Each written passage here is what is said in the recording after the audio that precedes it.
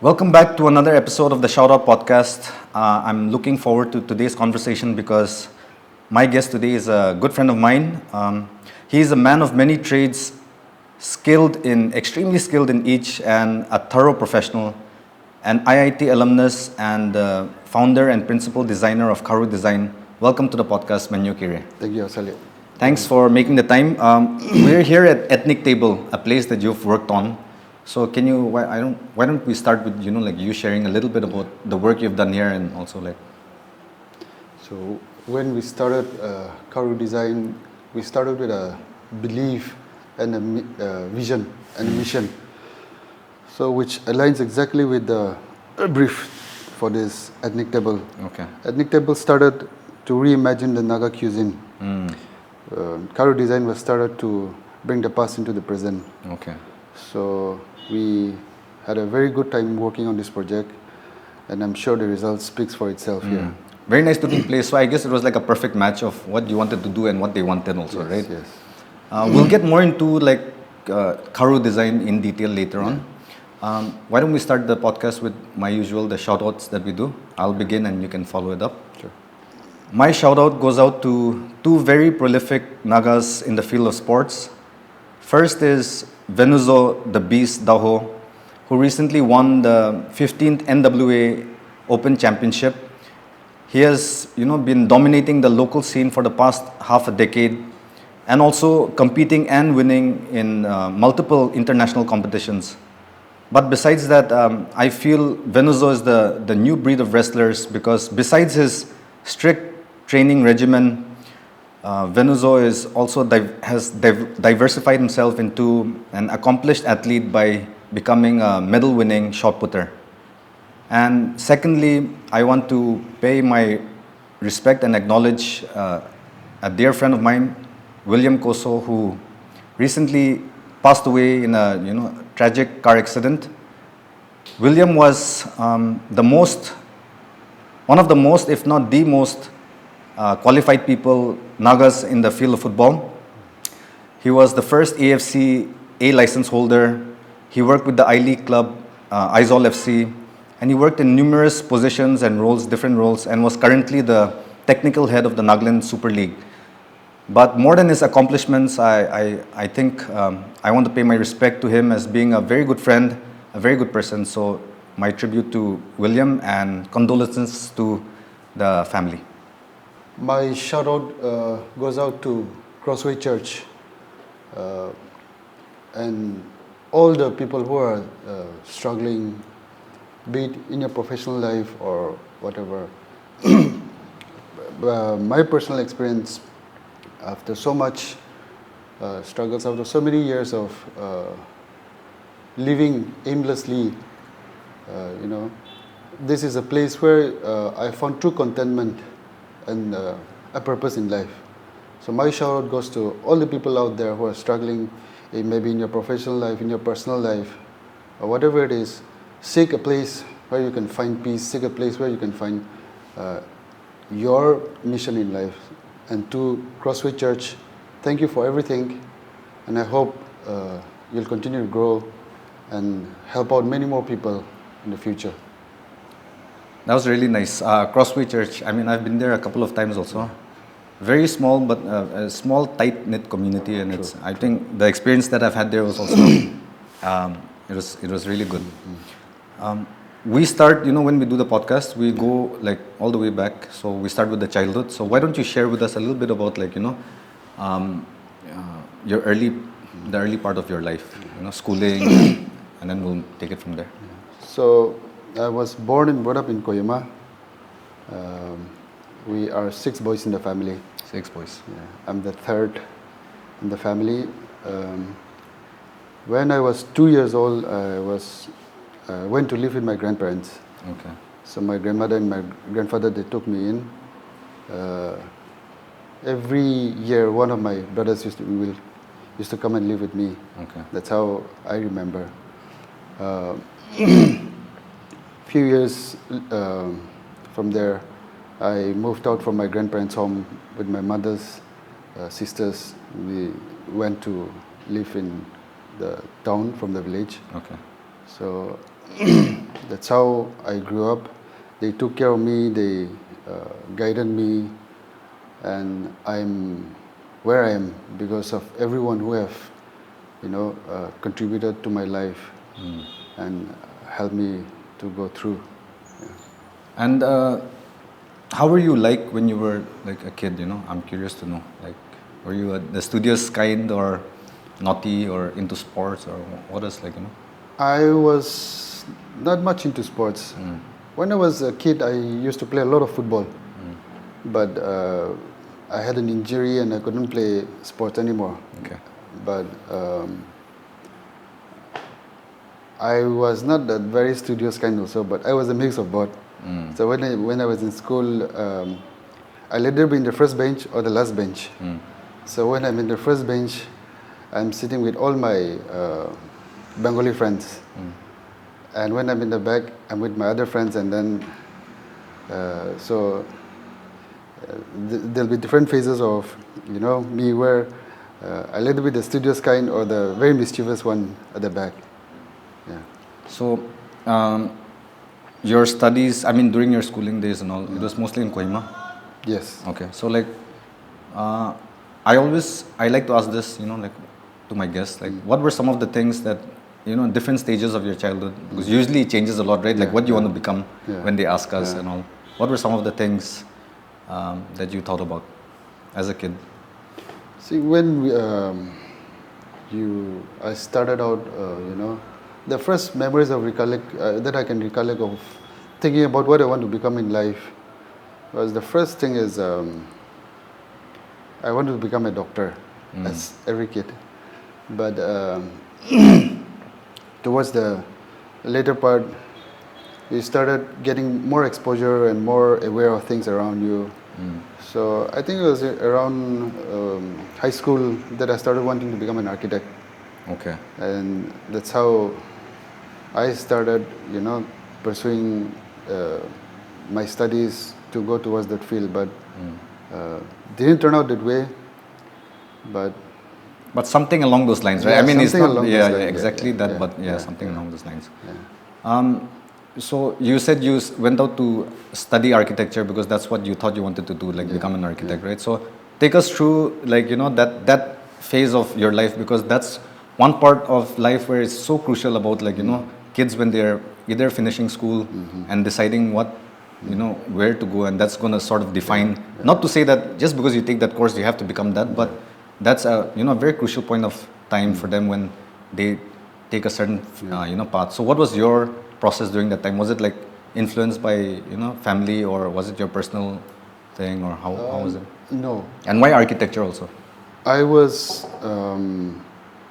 very lucky in a sense that I was given informations and I was given answers to all the questions that I needed in life by my family. Okay. But the final decision always rested on me, on what I wanted to do. Right from after my class 10, whether I wanted to pursue science or arts or commerce. So I went for science. Throughout the class 11, 12, so like I said, architecture was on my mind, but after 12, the entrance examinations and all those things happened. I couldn't get through. So I sat for this engineering entrance exam, and I go through that, and I went to do my engineering in electrical engineering for my BTech. And while going through my engineering course, I was exposed to design. Okay. And that's how I went into designing again. So I'm curious to know about this, because like, how did you discover? Like, was it like your passion, or you saw some people working on it, or like, how was that spark ignited when you got into design? Design was a very new field of study. Yeah. Sorry. What year was this? Like, when you're talking about? This was in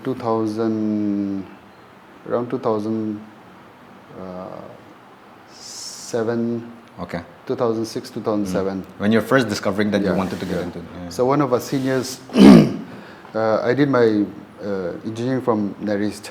Arunachal Arunachal, Pradesh. yeah, Yeah. yeah. So one of our seniors, he got through an exam called CEED, Okay. so which was conducted by all the IITs in India. So to do designing. So that's a very new field of study. Yeah, at that time. Right. Yeah, and in an engineering college, to hear somebody getting through into IIT for their masters it became a talk of the whole community. So that's how my interest grew in it, and I started, looking deeper into what is exactly designing, what is all those things. I have not decided to go for designing also at that time, but the final decision making was when we were doing our final year thesis in engineering. Yeah. So me and my friend, we wanted to do something new. So quite young, we were not, how do I call it, financially aware of things also. Okay. So we had an idea and we wanted to do that for our thesis. Our thinking is that 3.5 years we have learned something, let's apply that to create something new. So we were working on that, but our HOD didn't allow us to pursue that, citing financial constraints. Okay. So we became really disappointed. And then that's when it struck me that, maybe engineering is not a field to express whatever you have learned, to do something new, to innovate, or, not in our context, maybe somewhere else. So that's when I decided that, okay, I will pursue designing, I will shift to that. And then from my high school days, I was very much into cars. Cars. Yeah. Yeah, So I thought I'll join designing and become a car designer. Car designer. Yeah. Nice. So when I sat for my interview in IT also, most of my sketches, most of my drawings were car design. Yeah. So yeah, curious to know about because I think this is a field that a lot of youngsters today are now exploring, right? So if you could share with them maybe like how this, if they are planning to get into this field, because designing, when you say design, is also like such a broad topic, right? I mean, there's so many different subfields under it, and also if you can sort of give advice kind of also, or just share your experiences about like how you got through your exams also, and also like maybe what they can look out for, something like that. So my experience when I started after your graduation, Right. so you either have to be an engineer, an architect, or have a degree in fashion designing, or a bachelor's degree in designing to join this MDes program. Okay. So now there are many other institutes, private institutes offering MDes also. But when we started, I think it was just 4 or 5 IITs that were giving this course. And in IIT Guwahati, we were the second batch to pursue this course. So you give an all India entrance examination, just like the JEE, the GATE exam. Right. So from that you get a percentile score. And with that score you apply to the individual IITs. And then you'll get shortlisted, you'll get called for a screening test, and then a personal interview after that. So, and more like, what about like the mindset that you need to have for something like this? Because this is quite different from, you know, the usual, like even the entrance exam, I'm sure it's like, you know. So designing is, design study is not something like the normal study that you do, normal courses that you do. There's nothing much to study as in the way we study. You open your books, you sit there for hours, and it's nothing like that. It's more about observations, the way you observe things and how you can express it, or how you understand the working of things. So even in the entrance examination, you are tested on that. Your artistic ability, your grasp of different manufacturing techniques, or, you know, I'm talking from a industrial product designer Yeah, point of view. industrial, When it product comes design. to the new, these product designers are more into computer. So those days they are called interaction designers, UI UX. Okay, yes. So the role is shifting towards the from away from this industrial designing, this But from this perspective, you are tested on all these things. So you have have a little bit of technical knowledge. Your concept of different technologies have to be very strong, and you should be able to express what you know in your own ways, in a very creative way. Yeah. Okay, so share with us a little bit about like your time at IIT, because it's one of those reputed institutions and all. How's your time there? Your experience, your learning? A little bit about those. Learning at IIT Guwahati is one of the best experiences I've had. Okay. We are used to, our education system was in such a way that everything has to do with memorizing and back when we were growing up, it was like that. So from there to engineering, where you have tons of materials to study, lots of things to study, and then shifting to design was like a breath of fresh air. And IIT Guwahati is one of the best campuses in the in terms of the natural beauty. It's a very wonderful place to learn, and with friends from all the different background. We have classmates who have their background in design, some from fashion, some from the architectural field, and engineering also. We have 2 electrical engineers, 2 mechanical engineers, some civil engineers. So it's a very collaborative learning process. We don't have textbooks or anything like that. You have a syllabus, a course structure where the faculty comes to talk about certain topics, and then everybody chips in with whatever they know. Yeah. And that's how you gather knowledge, and you are not studying to pass an exam, Right. but you are learning, you are preparing yourself to solve real world problems. So it's one of the best experience I've had. Yeah. I think that's the way education should be, right? But Yes. to Yes. to change the system, I mean, to give it, that would need an entire overhaul, because like you just mentioned, that is how the not just our state education system policy, but like the national education policy was also structured like that. But I think it would be nice if we head towards that. I mean, obviously books would be required, not to take away all the books, but like transition a little into proper learning and application. When you were going through your your time at IIT, did you have something in mind that like you're finishing your course there? Yeah.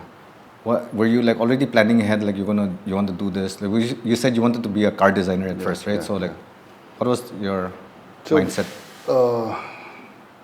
The course we took was not focused. Usually, design courses, you either become a furniture designer, you are a car designer, or automobile designer, Okay. consumer electronics, industrial designer. So you have to sort of pick a lane, or That's what the courses usually are. Okay. But the good thing about IIT Guwahati is you are not put into a box. Oh, okay, You can okay. just shift Got it. between, So went to become a car designer, and got exposed into photography. And then for the first 1 or 2 semesters, I pursued my interest in car designing. But then I realized that this is not something which I can do. I started looking back at from where I came from. Then I started looking at our rich culture, our crafts, the amount of treasure that we have, that we see every day. But only after you go out, only after you start, delving into something else, you started acknowledging the treasures we have. So I thought, 100%. I will maybe pursue a career in this line. So I didn't know how, but that's how I shifted my interests from automobile to furniture. And in the end, I completed my master's with a thesis on furnitures that are inspired from our crafts and culture. Culture. Yeah. That's so cool. I mean, I appreciate that point that you made, and I think it's something that I really believe in. Is that generally, I mean, like Nagas, I'm talking about Nagas, but like it's only when you are far away from something, or when, you know, like they say, absence makes the heart grow fonder. So like when you remove from the situation is when you start to appreciate your home food and you know, the nature and stuff like that when you're living in the cities. So I think it's something that especially at this point of time in our society, you know, I think it's time that we start to also appreciate a little bit more about, you know, just our people, also our culture, traditions and stuff like that. I think that's a nice point that you brought up. When you finished your time at IIT, you brought up when we were talking, you said a funny story. Is like you're watching Mika's episode, and just like him, right after you finished, you were also offered a job, right? As what was the? Can you just share with us a little bit about your offer? So right after I finished, I came home. Then I thought I'll just come home straight away, start a design studio and started working. But you know, the moment you graduated and move out from your college gate, the reality strikes you, and then you know you know how difficult it is to start something new. So I came home. I came home, and then that was 2010. Okay. I came home. I was a little bit exposed in photography, so I was, you know, just doing photography. Then I got a call from my professor. So they were doing a project in IIT Guwahati, IIC Bangalore, IIT Mumbai, and NID Ahmedabad. They were doing a combined project under Ministry of Human Resource Development to create a database of all the design related, you know, it can be crafts, it can be cultural, you know, things, or design related courseworks, case stories, things like that. They were creating a database, so I was called to work on that project. So I got a good opportunity to research on our crafts, not just Nagaland, but the whole of Northeast. So we were looking after the East and the Northeast.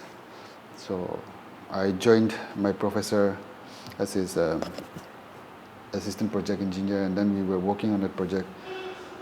So initially I joined for 6 months. Then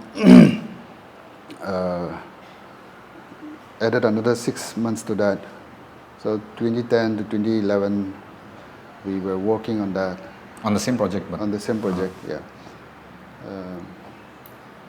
When my contract was coming to an end, he asked me to extend the contract, but deep down, I just wanted to come back home and, you know, do your own thing. Start, So he gave an option for me to stay back as an assistant professor, continue with the project, as well as, you know, start working there. But that's like a pretty good offer. I mean, like. But I told him that, no sir, I'll just go home.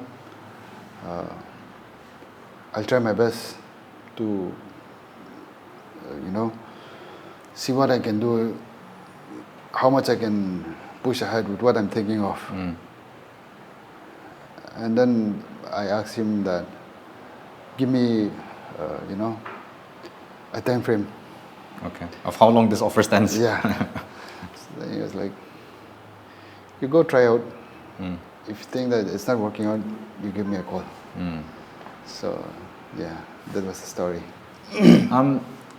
Like in my introduction, I said, like, you are a man of many crafts or many trades, like, and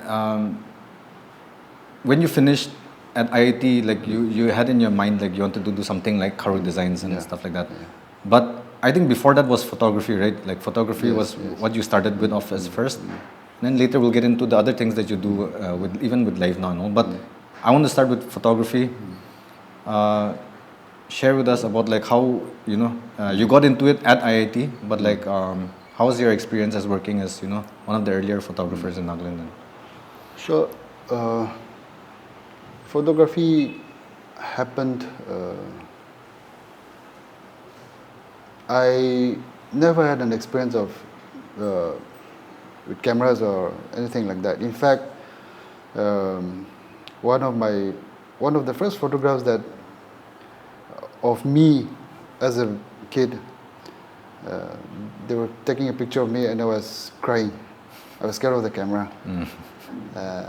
So it was like that. And like I said, when I was in high school, class 8, 9, 10, that's when I used to read a lot of magazines.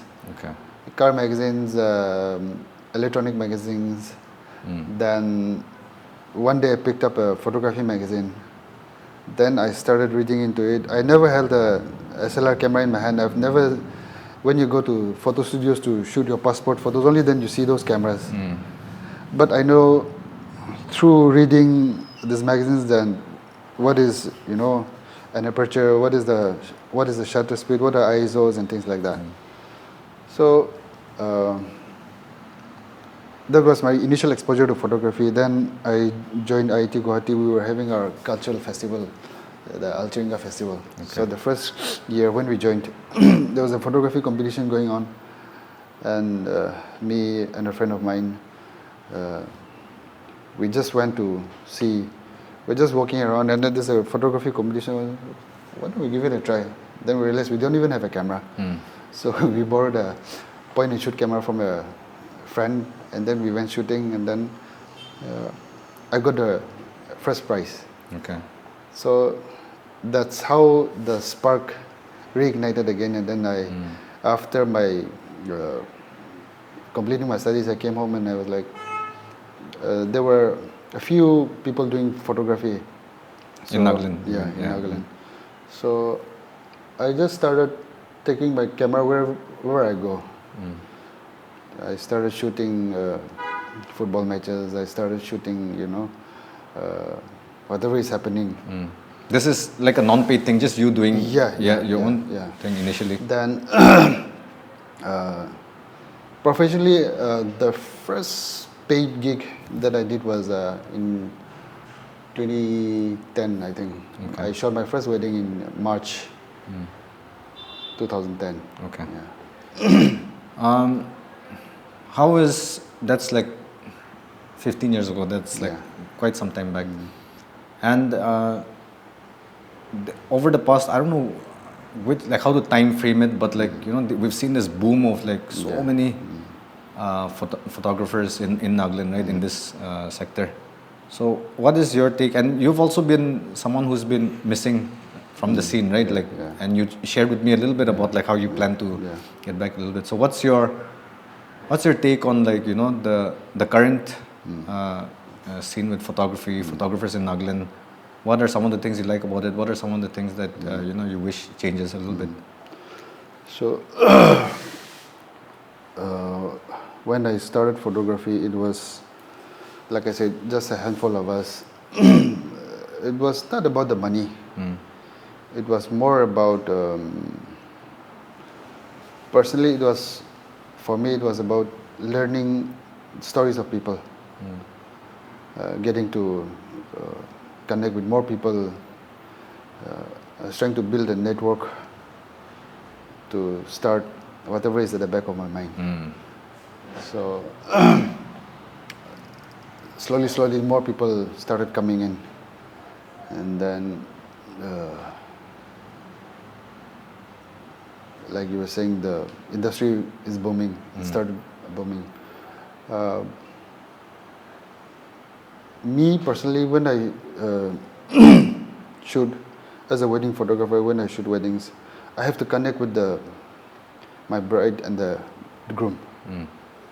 So their story, they don't have to tell me, but you connect on a certain level when you're shooting a wedding. So sometimes when you're shooting, you are crying behind the camera along with the couple. Okay.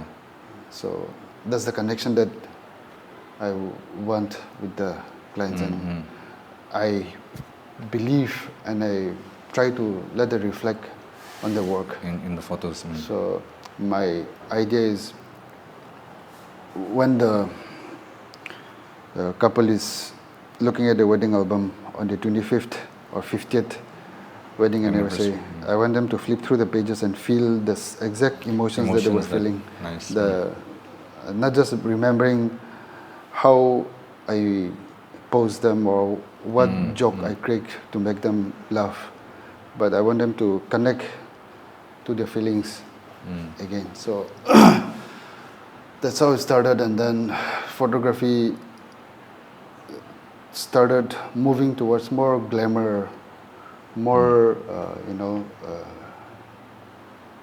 posed this thing.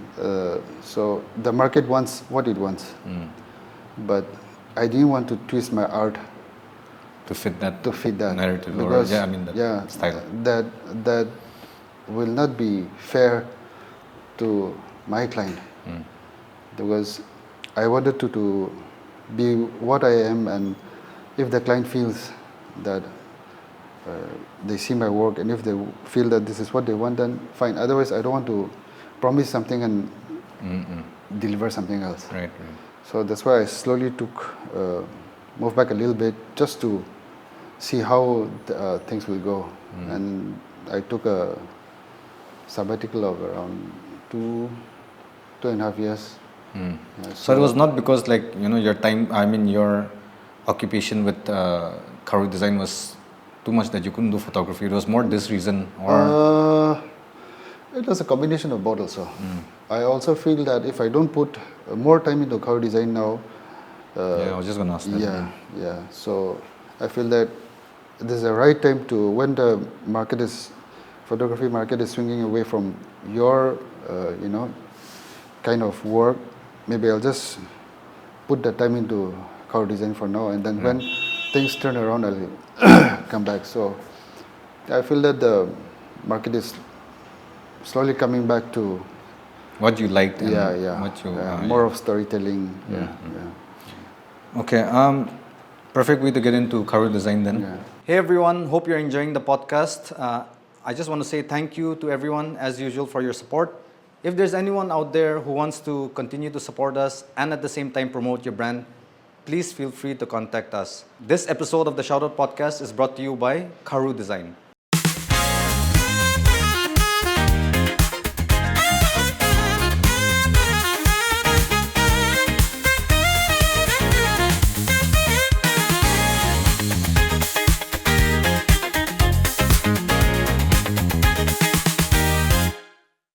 That is Kharu Design. Please do check them out and hope you enjoy the rest of the podcast.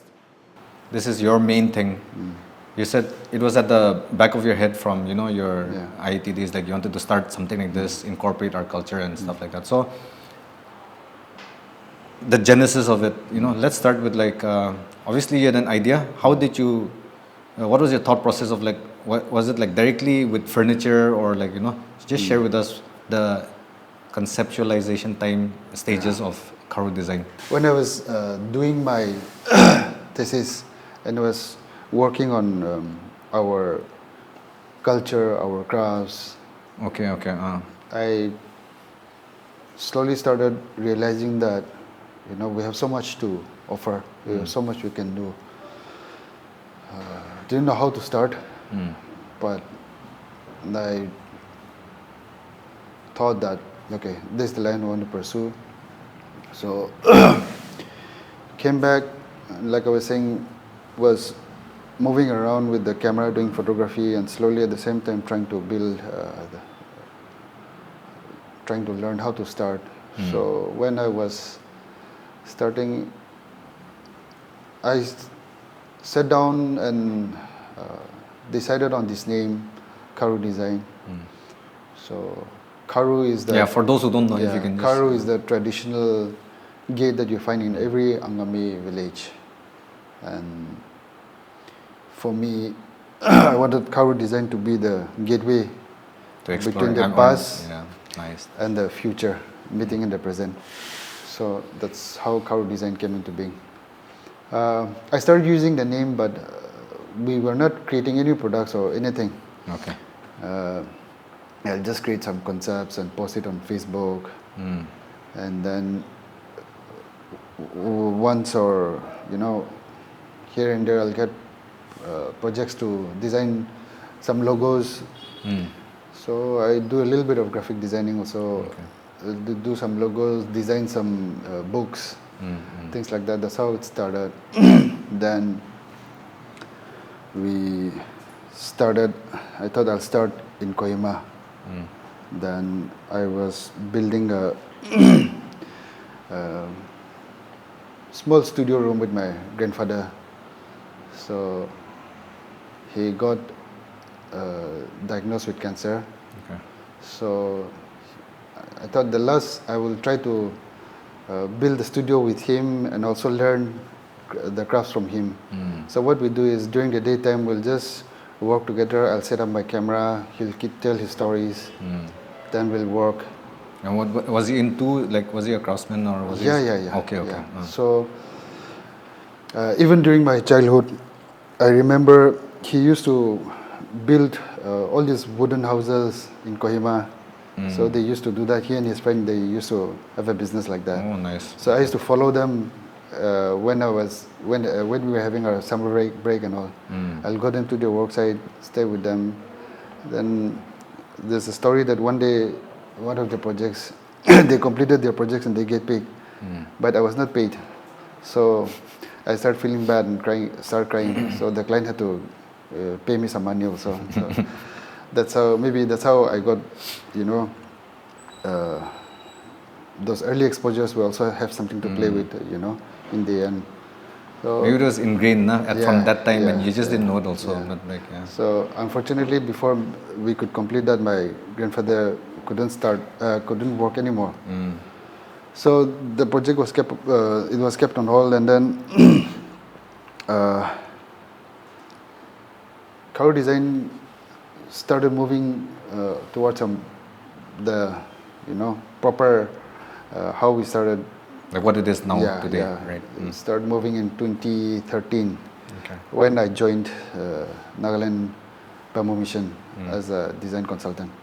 So they set up a small working space for me, and then that's how we started exploring. So for those that don't know, at the Nagaland Bamboo Resource Center or Nagaland Bamboo Mission, you were brought in as a consultant, right? Yes. And because I think a lot of your work revolves around bamboo, right? Like with Kharu Design also. Not to say that you don't do anything else, but the majority of it lies with bamboo. So you were working as a consultant there at that time. At the same time, you were offered a working space at the Bamboo Resource Center. That's where your current workshop is also, right? Yeah. To people who might still not understand like what Kharu Design actually does, we will put up like images of the work you've done, and why don't you share with the audience a little bit about like what exactly it is that some of the things that you've done also and the other services you offer, kind of.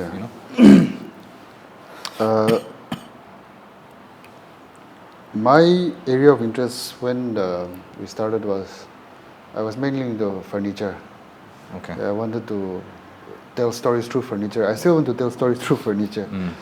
But when we started with Bamboo Mission, my mission that I set myself was to intervene in this sector and bring our crafts, our handicrafts to a certain level. So the idea was I will create designs, the craftsmen, they will produce it, and then the mission will market it. That's how we started. Then as we started working, I slowly started getting exposed to bamboo construction and whatever bamboo can do. So currently we do constructions with bamboo. So our medium of, the mediums we use, the materials we use are bamboo, wood, with a mixture of everything else, metal, concrete, whatever. So, but I love exploring, and I will say we're still in the exploratory phase. 2013, I joined Bamboo Mission. 2015, I left formally as a consultant. And then full-time with Kharu Design. Full-time with Kharu Design. 10 years on, I'll say we're still exploring. Still learning. But we try to get our hands on whatever we can do, whatever projects we can get, all the different works. But now we're in a phase where we know our strength, we know where we can really shine, and some things which we can't do so much. But still, it's very interesting that we get to be presented with projects which we have not ever done before, and we still get to learn. Right. I think being in like the creative space, right? Like you said, you're still exploring. I think that's the way it should be, right? Like if you've too early on, like sort of like I have got it, I know, like especially when you're in this creative space, like you're into production also, but like a lot revolves around the design and the ideation and creativeness of it also. So I think it's good that you keep exploring, and then you maybe find new pathways also, like on it. Kharu Design 5-10 years might be totally different from what it is today, right? And probably. That's the beauty of it, if it turns out that way. But initially you came in like sort of like a disruptor, in the sense that you came in, you wanted to streamline the way local craftsmanship or like work with wood and stuff was done. And I think that's something that's needed in many other areas of like what we have to offer locally. I think that's a nice thing, and that's what we need in like different industries, like that's what like Richard is also doing, and a lot of other people need to step up here. And so moving forward with Kharu Design, like where do you want to see it grow? We said like I hope to see that it's flexible, that it can go anywhere, but like where would you like to see it grow? And also, what are your thoughts about like moving forward for this kind of industry or for this kind of space, like that we just talked about, people coming in, changing the game? Moving forward, I would love Kharu Design to always stay hungry to learn more, to explore more. But moving from here on, we would love to build on our strength. Okay. What would you define your strength as? Whatever field we are good at. So we will love to focus more on constructions, and as well as the thing that's always stayed true to my heart right from the beginning, that is to tell stories through furniture and pieces. So that's the way forward. Okay. And as an industry, I think we all have to come together and then work together to push this ahead. Because if you look at Nagaland, bamboo construction and products that are made with bamboo, this is one area where it's still under our control. The workers, most, if not all, everything is done by our From own, top down. our own people. If you look at any other field, there's always the involvement of others. So I feel that, and I always feel that bamboo is a God-given gift, a blessing to us, because we have abundance of bamboo. And Green gold. Yeah. And our traditional knowledge also spans beyond our understanding. So right from the cultivation,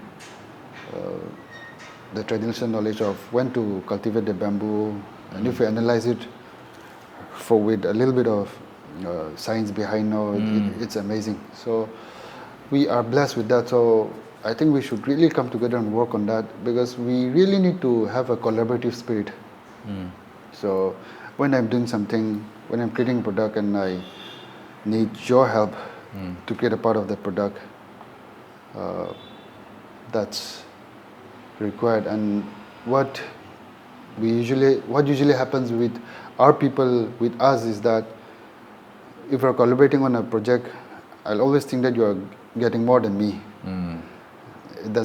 We fail to realize how much value we are putting onto the product.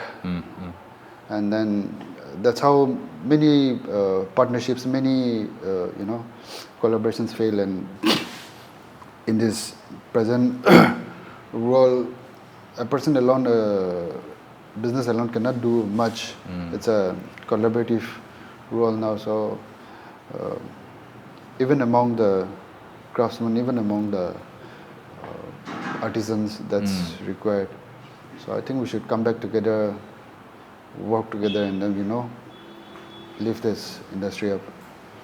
I think something that you mentioned, I find that topic very interesting. When you said, when you're talking about bamboo, and you said, that knowledge of it goes like beyond our understanding also, and there's some scientific angles to it also that maybe was a little crude back then, but like there was some relation.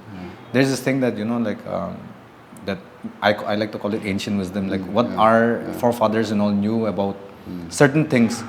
And then if you actually look deeply into it, there is like scientific relation to it. It's just that it may be like in a very crude form, like it was not done in the proper scientific method, but there was and is some like correlation to whether it's with some healing medicinal property kind of things or stuff.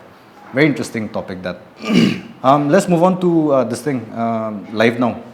Like when I say you're a man of many trades, like this is something that the two, I think I can like fit you in the box of like being like Kharu Design founder, principal designer, and also photography. But like live now, how does that come into the picture? First, why don't you tell us, like, tell the audience briefly what live now is, and then how it formed and what is your role there. You can just take us slowly through those things. So live now is a group of friends, professionals who are working in this entertainment industry, in this production industry, who came together to create a group to bring a change in the entertainment sector in Nagaland and to go beyond Nagaland also. So I was not a part of the initial. When it first. When it first was forming, I was not part of it. I was first exposed to the group when they were planning their first event. Which was the? Which was the Michael Learns to Rock. So 2015, I think. So I went in to help out in setting up the green room. But we always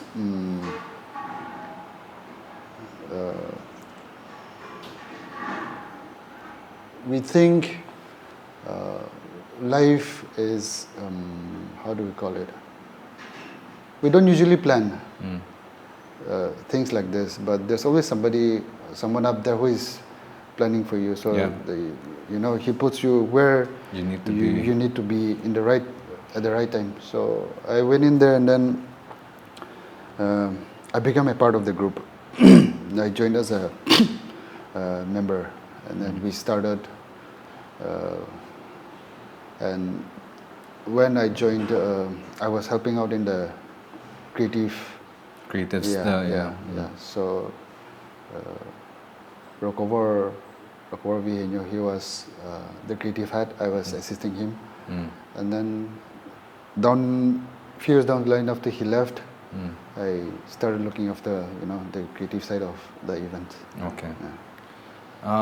what has been, because I think Live Now is definitely, there were other event management companies before them also and done big concerts and all, but I think when Live Now came into the picture, that that professionalism, at least the way I see it, is like that was brought to like event management. And when you went to their events, it was like properly managed, sound, lights, this, that, everything, the whole experience, so like a big shout out to them also. But like what are some big events have been done? What is some of the best event that you have personally been a part of, like in the organizing, even though you're with the creative side, but like overall? Like you said, we have done a few events.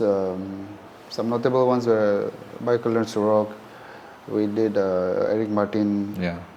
And then the Midnight. Most recently. Yeah, but I would say some of the key moments that I remember, I'll put it that way, was when after the end of MLTR concert, the band have left, and then the technical crew was just picking up the guests.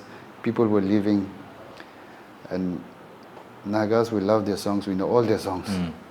So the whole crowd was singing through and we created tunnels for every category of tickets. So through the 3-4 tunnels, the crowd of thousands were singing together. So late into the night, when the crowd was moving on singing to the song, it was a different feeling. And even the technical crews, they were saying there's something they've not experienced anywhere else. So that is one. And then another one will be Dimapur Music Festival. DMF. Yeah, Dimapur Music Festival. It's very close personally because it is a stage. We started this to, create a small space for our own people. Very important. So for the artists as well as all the other business that's in that in this industry. So we wanted to create a space for our artists to showcase themselves, as well as other business to also come and be a part of this thing. It has grown a little more beyond that now, but I still think it's a very good platform, and I'm happy to see how initially we started with this, and artists who have performed in the first few DMFs and how they are doing now. So yeah. A quick question before we get into some other topics that I want to touch on. How is something that I stress on is that time management is super important. Yes. And how you have to allocate your time according to your priorities and such. So you being involved in multiple things and all, and also with fatherhood. How is the juggling and how is the balancing act?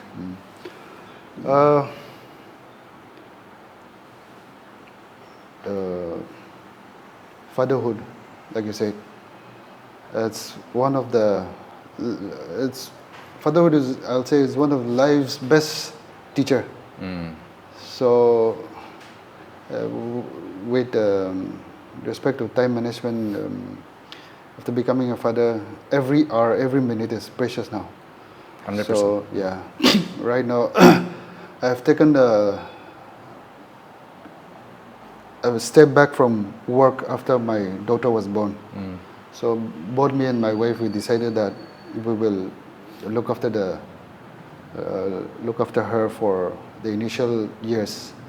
We won't get a helper or because I believe that the first 1-2 years of a child is very important to impart your whatever character, ethics, or your values into them. So she took a break from her work. I was also working, but I was not giving so much time into work. So that's how it was. And slowly we are trying to come back to our professional lives. So she has started working. I'm also working. So she goes to work twice in a week. Okay. I have an ongoing project that's going on in Kohima. We stay here in Dimapur. So It's like what you're yeah, shuttling back and forth. Like, shuttling back and forth. At the same time, looking after the other projects here and there, and you know. So what I usually do is I go to work, I come back, I try to give time to my daughter. So every day we try to spend at least, I try to spend at least 1.5 hours with her without any distraction. And then after everything is done and the family goes to bed, I'd say 11:30, 12 to 1:30, 2 o'clock is the time where I sit and, you know, I always love working in this hour. I was just about to say, when you mentioned the time, yeah. Because it's the quietest time of the night where you can truly focus on whatever is in your mind. I don't know if it's the case for you, but like creatively speaking, I feel this way, and a few people have also told me this, that it's during these, somewhere around that time frame that you just mentioned, or the early morning hours, you know, like 1, 2, whatever, is when the creative juices flow best, or something about that time. I don't know what it is, but maybe there could be like a scientific, you know, study. Probably, It's nice to know that, you know, you prioritize and how you're prioritizing your time with this, and I hope that, you know, this new generation of parents, myself included, and you know, like we learn to do that, allocate time accordingly to what's important, and not to have these regrets later on in life, you know, that like I wish I'd given more time to this and instead of this. You know? When we discussed over the phone, last week, when we talked about a few things that we can talk about, one thing I found interesting was you mentioned, and you didn't say much, but you just said the urban to rural migration. Rural-urban. Rural to, rural to urban migration. Yeah. So I have a few points on this, and I want to know your general, first just in general, and then we can like talk about it in detail and all, but like, what is some of your thoughts that go into this, on this topic? So rural to urban, correct? Yeah. Growing up in Kohima, you have a picture of the town, the place. Then moving from Kohima to wherever your studies took you, and then coming back, staying there for a few years, and then after shifting to Dimapur for work, every now and then when you go up, every year, every couple of years, you see the changes. I'll say the same thing in Dimapur also, but mainly in Kohima, the way we are stretching the infrastructure. You know, there's only so much land that we can build on. Overstrained. There's only so much resources we can use. So that's something close to my heart, where, you know, we should start exploring ways on how we can, you know, everyone can, you know, avail facilities where you are. You don't have to go to the urban areas. And be able to produce and be able to sustain yourself from where you are, instead of having to, you know. Right. Yeah. Because I think when you look at this issue of, it's quite a major issue, because like you look at the rural areas, and it seems like it's almost, the population is dwindling so fast, because everyone is going to the cities and you know, like trying to find a better life. But two main factors I think that I was just thinking about would be like, they look for better education first, and then employment opportunities, right? And like how you're saying, like if we can find a way to address these things, then I mean, I'm sure still the migration would be there, but it won't be this rapid or this big, right? There's this thing that I just checked out when you mentioned this, I just wanted to do a little research. So, just let me get this right. 1981, so during our times, like 1981 to 2001, in that 2-decade period, population exploded threefold in the urban areas. And that was 1981 to 2001. So in the 20-year period, a threefold explosion, right? From 1,20,000 to 3,50,000. And then 10 years later, because no census has been done after that, but 10 years later, 2011, basically 30% of our population is in urban areas. Okay. So like the point that you just mentioned about like how much more can it take, right? Yeah. And I think the two cities is obviously Dimapur and Kohima. They're feeling the burden of this big surge of like population from the rural areas and coming into. There's so many things that we see. I just want to know your take and all, but like it certainly feels like it's almost like they're at that point infrastructure wise and all that, like they can't take any more traffic congestion. Like you said, there's land also. True. Like how much more land is there to develop? I think we see it in the sense of waste management also, and so many other areas where it's literally becoming too much to handle. What are some of your biggest concerns about this? See, water scarcity in Kohima. Water scarcity, and the way we are just. My biggest concern will be, what if a natural calamity strikes us? Because the way we are building, the way we are, just going ahead with urbanization. Yeah. It is really scary when you. Yeah, some of the buildings in Kohima are like. When you observe, it's really scary, and always at the back of the mind is like, what if something happens?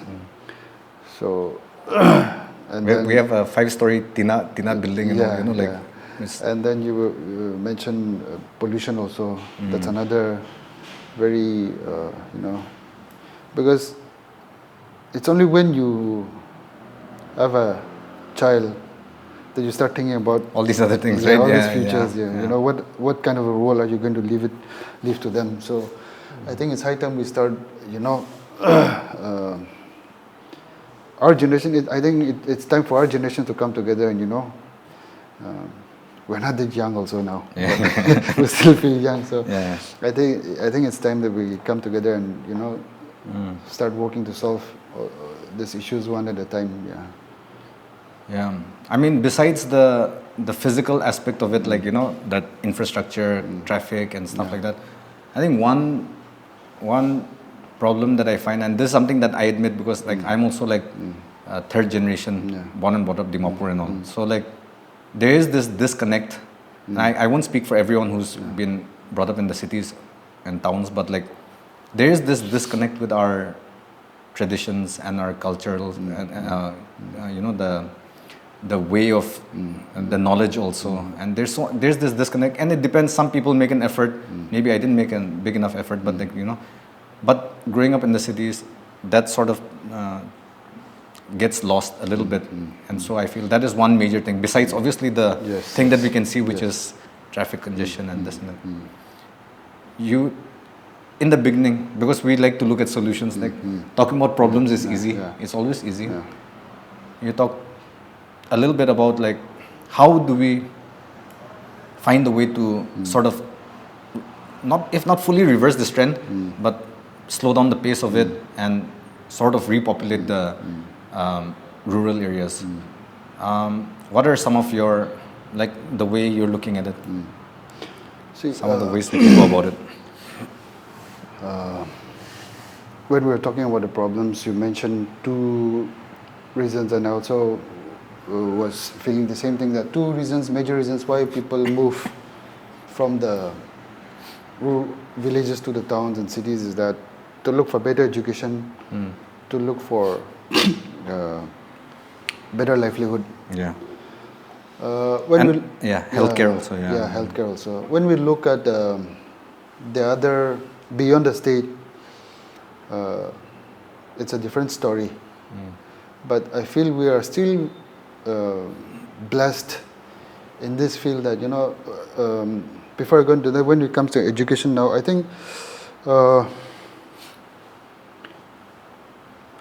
Education is not what it used to be anymore. Like a degree doesn't matter that much anymore. Yeah, guarantee you anything also. Yeah. What matters more is your skill and what you are able to do with your degree or whatever you have. So I think when it comes to education, I think, of course, it's still important, but if you have a skill and you can work on that, I think that's more important now. I feel like that also. Yeah. That's like the future of education, skill development. When it comes to livelihood also, so when we combine these two together, like I was saying, other states, they might not have as much this thing as talents, but our people are talented. We are very creative people. We can do a lot of things with our hands. And also, so if you look at handicrafts, if you look at, farming, organic farming, if you look at tourism, so if you can bring all these things together, I think it can provide to everyone. But up to a certain extent, I think we can create a balance between the urban and the rural. Yeah.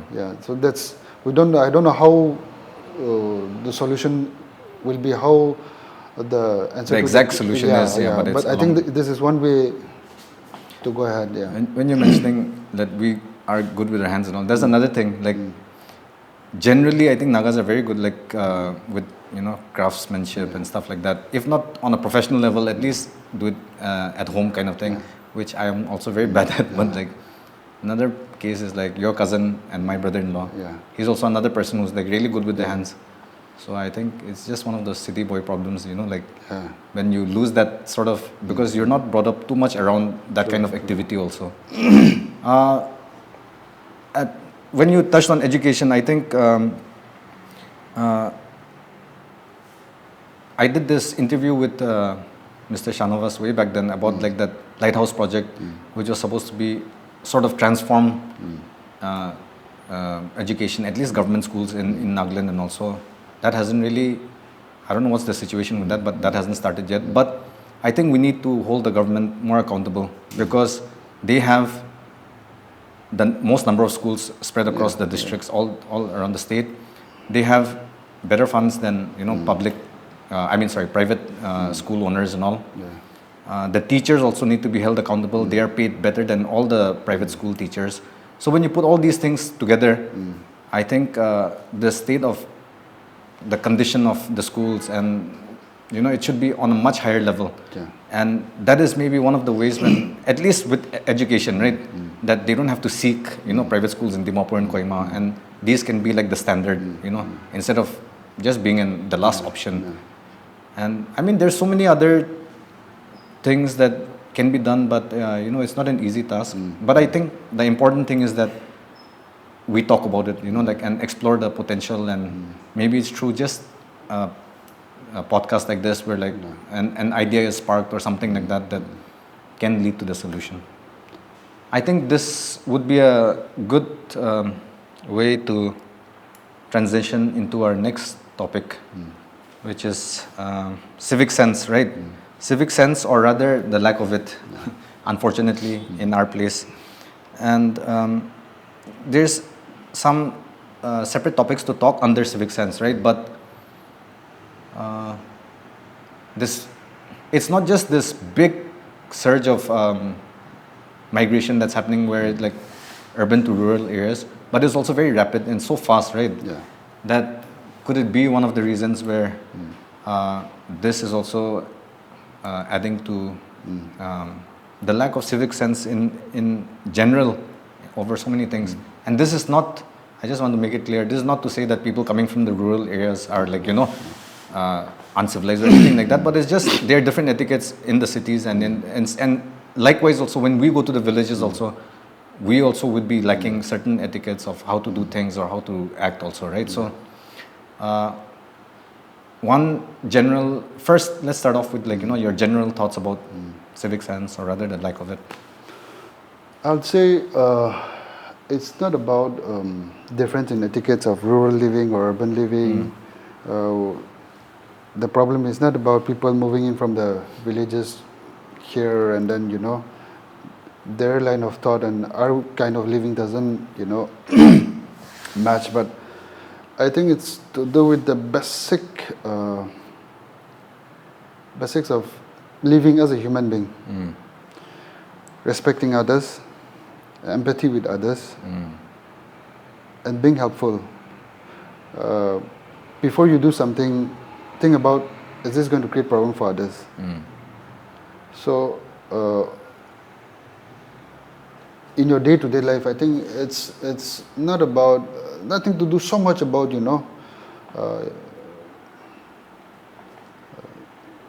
learning to do this, learning to do that. Of course, those are also important, but to start with just the basics. Like I said, respecting one another, trying to see if your action is going to create problem for inconvenience somebody else. So I think we can take care of those things. It's a good way to start, but even those we can't find those qualities so much anymore. Yeah, because this is something that's quite confusing for me, because these are two very closely related things, and I believe in both, like in the sense, like this is my opinion on both, is that Nagas are known for their hospitality. Yes. And I think it's been proven. I truly feel that we are generally very good at being hospitable people.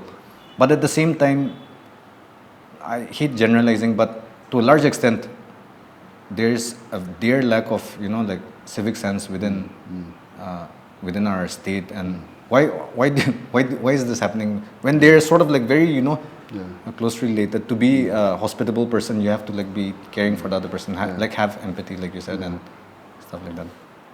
There are so many traditional values that we are losing touch with. We are known to be very honest people, very hardworking people.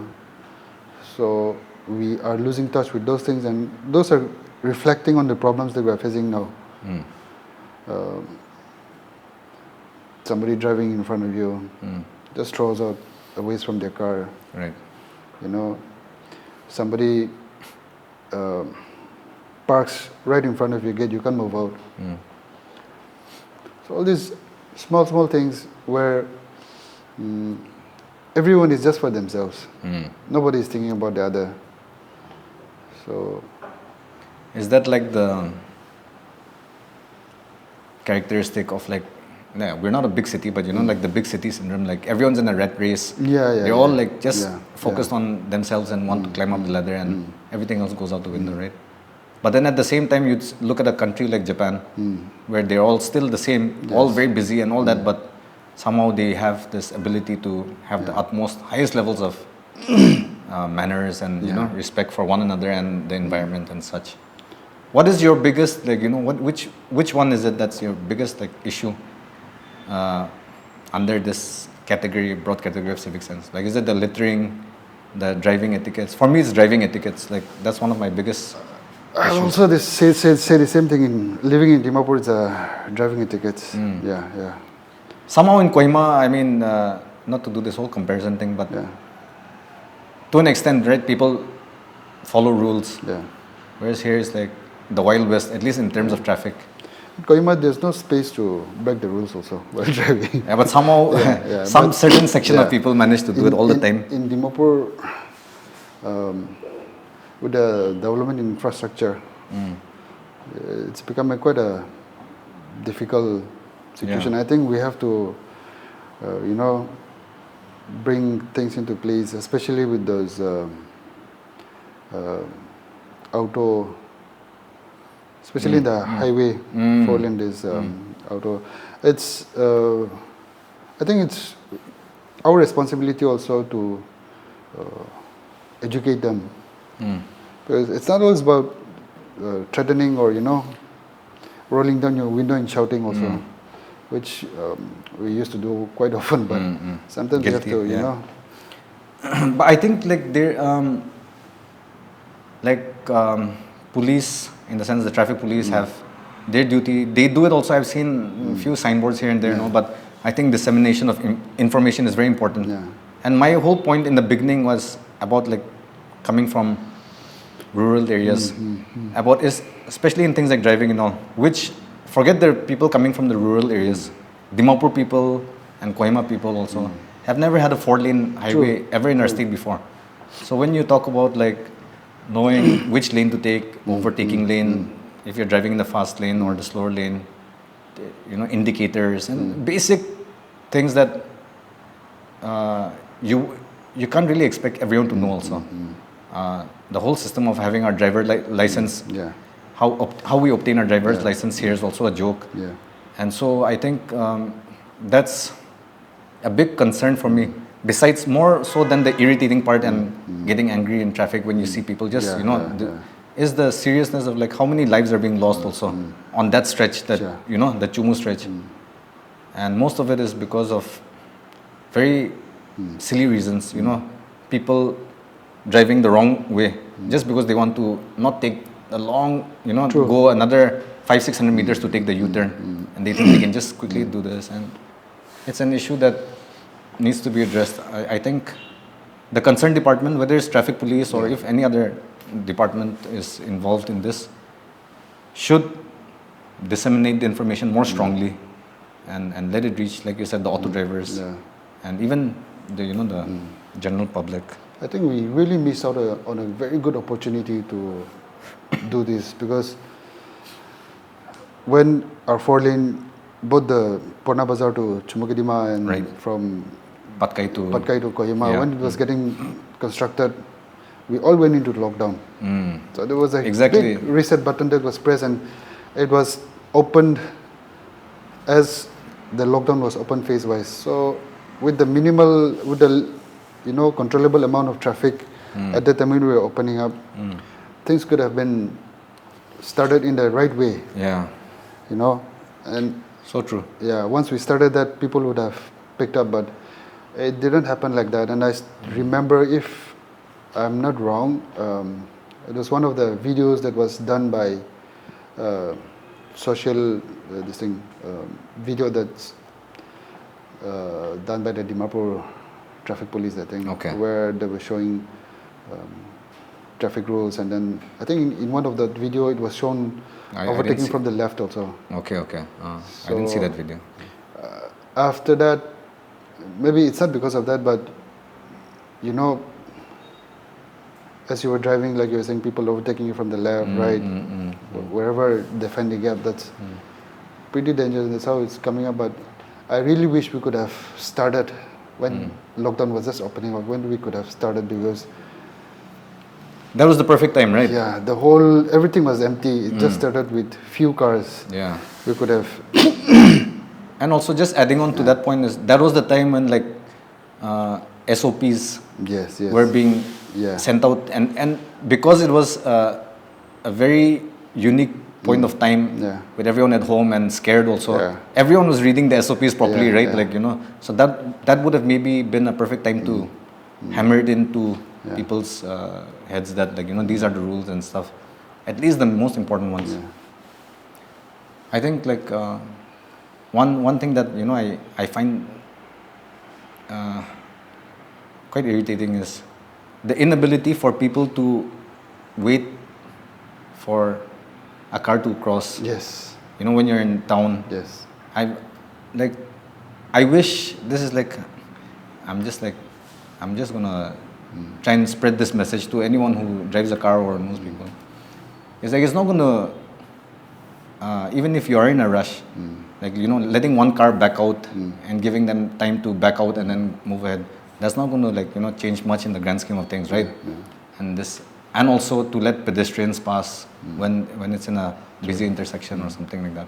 So I wish those are small things that I wish we would do more of. When you talked about Kohima, again, we're going a little bit back into the infrastructure part about and the straining on Kohima physically, right?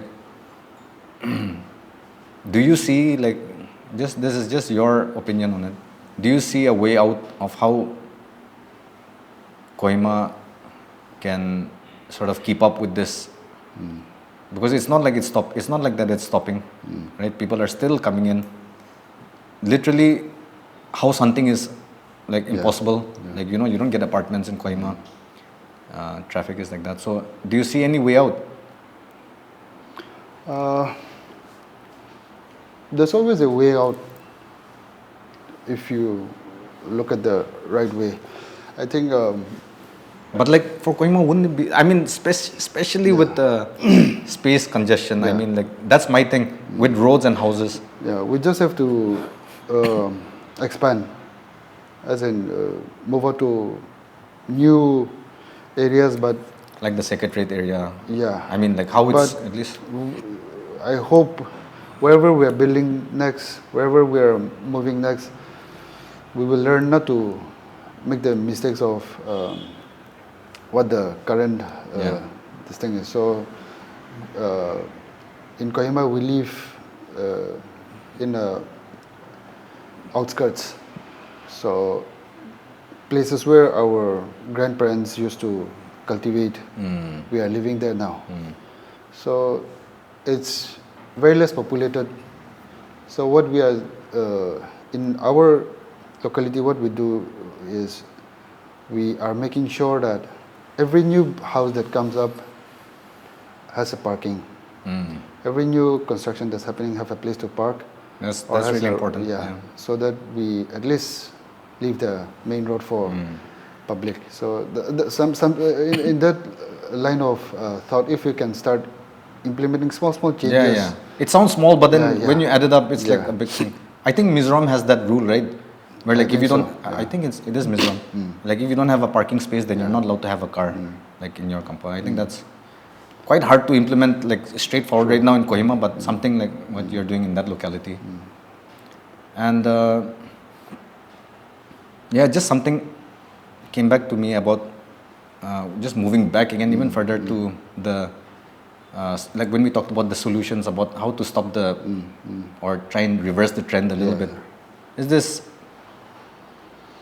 I think you've seen it also, but there's this trend of people, Nagas, getting now into farming, becoming agripreneurs. Yes. So I think because obviously that kind of business would have to be in rural areas, right? So I think that is also like a sector that we can look to, because that is, we are, I think, an agrarian society, and that's like where our basic roots are, right? So maybe getting into that line. So yeah, coming back to like civic sense and, or rather the lack of it again. It's a very broad topic, right? But like, I think if we look at it generally, and how do we tackle this issue, or how do we sort of start addressing this issue? Teaching our kids. You were saying something along those lines. What do you think about that? I think it'll be very difficult to change our generation. It's difficult to unlearn something that you have learned, something 100%. that has become a way of your life. We can still try and change, but I think it is our responsibility now to teach our children. Yeah. So coming back to education. Yeah. I always think that now with my daughter, I feel that like the Japanese way of education, the initial years, if we can impart manners, character building, 100%. mental, building the mental strength, because academics can always be learned, but if you missed out on the character building, which is core. Those are core values that should be instilled at a young age. With our rich traditional values, I think we should start imparting those to our kids, so that when they grow up, wherever they go, they are rooted. Those things, I think, those things, it'll take time. But if we can start now, at one point or the other, we'll see the difference. I think, someone on X, Twitter, just was asking a question, like a Naga was saying, like, what has our indigenous culture produced for us? And I was just looking at that thing and I was reading some comments and all that. And what you said is something that I resonate with truly. And is that we have so much of these like high quality values that was a way of our life, still is to a certain extent. As is the way we treat elders, it's our manners, it's our respect for nature. Actually, it's like how it is, and it's, I think, something that we should be more active in bringing that back into our part of our life and our lifestyle and passing it on to our children, right? When we're talking about that, like educating our children, I think this is like, because I'm going to let you get to your message now and as we wrap up, but this is my sort of my message to parents, and I think is that the importance of teaching our children, and like I think we need to realize how important that is, and that although school is there and teachers are there, it's like I think we shouldn't fully leave it up to the system to be teaching, everything. And the education part is fine, but like there's so many things that we need to teach them at home. And as parents, I think that is something that obviously we both agree. Young parents, right? Yeah. We're going to wrap up the podcast had a fun conversation, but before we do, I'll let you give your message, but if you can share with us a little bit about, what's moving on forward from here. How do you see either Kharu Design or just you in general also, like, as Menuo, like, what are some of your future plans, near and far?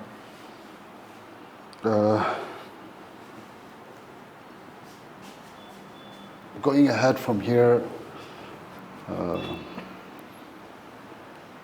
I would want to focus more on what we can offer, our place can offer, to learn more and to explore more, because we have been running this red race that this education system has brought into our lives. And when Western education first reached us, we were already 2, if not more, centuries behind others. So we are just chasing the tails of others all these times, and I think we will still take a lot of time to catch up. So, but the world is revolving back to everything organic, everything that's green, everything is sustainable. And if we look from those point of view, we are, standing on a treasure trove of all those things. So I would want to explore more on those and see what we can do with what we have. Yeah. I mean, that's so nice. Treasure trove is 100% correct. And we need people like you and others who are in similar fields or, and take what great knowledge and the treasures that we have and streamline it also, or like expose it to the outside world, make new employment opportunities for our locals, put our name, Nagas and Nagaland, on the map, so to speak. And then there's so much to be done, and then that's why I think we appreciate people like you and other people in their own respective fields who are doing this. We'll end the message. We have, I told you, like 2 messages. The first message is for friends or family, anyone in particular, general. And then the second is to the Nagas. You can. My message to my family and friends, I would like to thank everyone who has been a part of my life, right from my childhood till now. Life is still a struggle, but it's been a beautiful struggle that you all have helped, and I'm blessed to be a part of this family and my friends. I would also love to take this opportunity to thank my wife, she has been my hardest critic. She is still my hardest critic. She is my strength, and she is someone who helps to keep me stay rooted. And I thank God for the blessings that He has given us. He has given me through her. My message to the people is that, we started the podcast with God.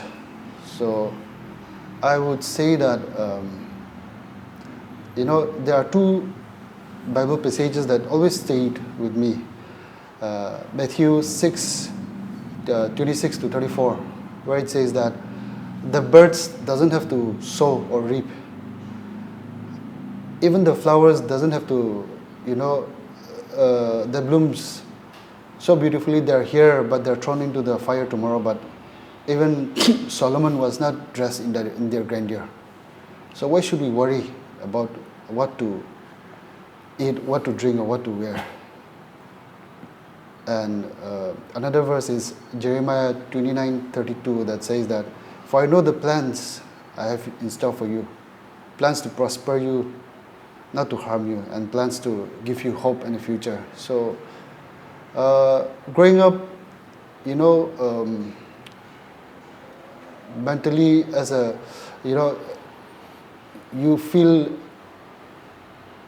you go into depression, you go into, a lot of frustrations in your personal life, in your professional life. But this particular verse that always stayed with me, that plans to prosper you, plans to have hope in the future. And I still feel that we worry too much.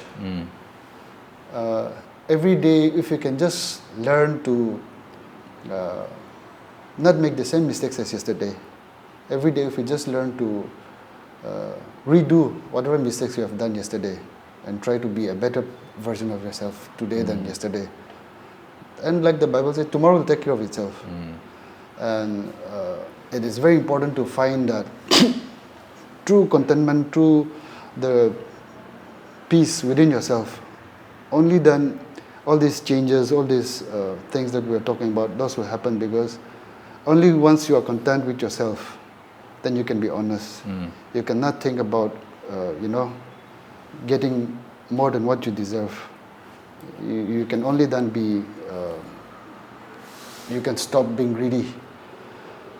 And greed can only bring worse things. So my message to everyone is, let's focus individually to be a better version of ourselves than yesterday, to live the present, and not worry so much about the future, but try to live every day in the best way we can. And I'm sure we'll see a better, brighter future tomorrow together. Thank you. I think that was like a beautiful way to end it. Many a times, like, we get over anxious about our plans. Yeah. I mean, I do that a lot also, but learning to fully trust God and that the process will, trust the process in the meantime also. Menuo, thank you so much for taking the time out. I appreciate you. I'm a big fan of your work, and wishing you all the best for the future with Kharu Design and also with fatherhood. Yeah. Thank you so much. Thank you. Thank you, Asal.